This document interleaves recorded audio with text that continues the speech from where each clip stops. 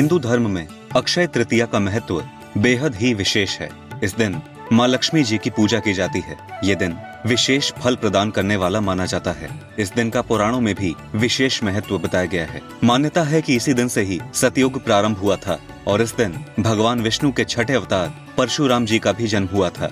इसी वजह से अक्षय तृतीया के दिन भगवान विष्णु जी की भी पूजा की जाती है। हर वर्ष वैशाख मास के शुक्ल पक्ष की तृतीया तिथि को अक्षय तृतीया मनाई जाती है। इस दिन को बेहद शुभ माना जाता है। कहा जाता है कि इस दिन शुभ कार्य किए जा सकते हैं।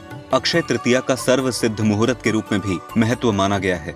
इस दिन बिना पंचांग देखे कोई भी शुभ कार्य किया जा सकता है। इस दिन विवाह, गृह प्रवेश, वस्त्र आभूषणों की खरीदारी या घर, भूखंड, वाहन आदि की खरीदारी जैसे कार्य किए जा सकते हैं। पुराणों में लिखा है कि इस दिन पितरों को किया गया तर्पण तथा पिंडदान बेहद फलदायक होता है।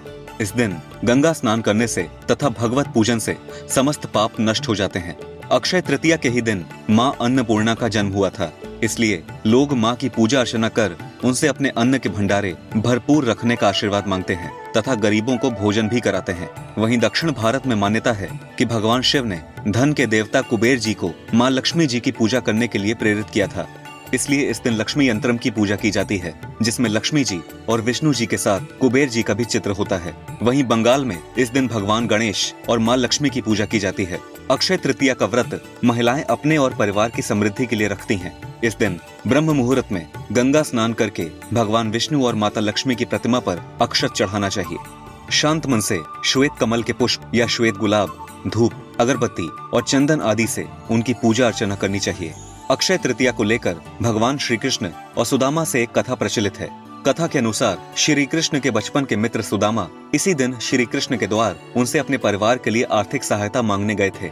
भेंट के रूप में सुदामा के पास केवल एक मुट्ठी भर पोहा ही था। श्री कृष्ण से मिलने के बाद अपनी भेंट उन्हें देने में सुदामा को संकोच हो रहा था, किंतु भगवान कृष्ण ने मुट्ठी भर पोहा सुदामा के हाथ से लिया और बड़े ही चाव से खाया। सुदामा श्री कृष्ण के अतिथि थे। श्री कृष्ण ने उनका भव्य रूप से आदर सत्कार किया। ऐसे सत्कार से सुदामा बहुत ही प्रसन्न हुए, किंतु आर्थिक सहायता के लिए श्री कृष्ण से कुछ भी कहना उन्होंने उचित नहीं समझा और वो बिना कुछ बोले अपने घर के लिए निकल पड़े। जब सुदामा अपने घर पहुंचे तो दंग रह गए। उनके टूटे फूटे झोपड़े के स्थान पर एक भव्य महल था और उनकी गरीब पत्नी और बच्चे नए वस्त्र और आभूषण पहने थे। सुदामा को ये समझते देर न लगी कि ये उनके मित्र और विष्णु अवतार भगवान कृष्ण का ही आशीर्वाद है। यही कारण है कि अक्षय तृतीया को धन संपत्ति की लाभ प्राप्ति से भी जोड़ा जाता है। भारत समन्वय परिवार की ओर से आप सभी को अक्षय तृतीया की हार्दिक शुभकामनाएं।